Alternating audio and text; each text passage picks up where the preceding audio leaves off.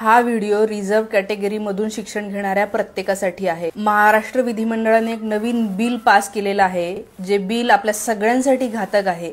ते या अर्थाने की या बिलमध्ये असं सांगितलेलं आहे की इथून पुढे प्रायव्हेट युनिव्हर्सिटीजमध्ये कुठल्याही प्रकारचं रिझर्वेशन SC ST OBC असो किंवा EWS असो यांना रिझर्वेशन मिळणार नाही, कुठल्याही प्रकारची स्कॉलरशिप मिळणार नाही, कुठल्याही प्रकारची फ्रीशिप किंवा फीज रिएम्बर्समेंट मिळणार नाही असं या बिलमध्ये सांगितलेलं आहे।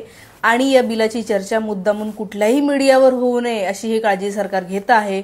मला असं वाटतं की आपण सगळ्या लोकांनी याच्याबाबत जागरूक झालं पाहिजे।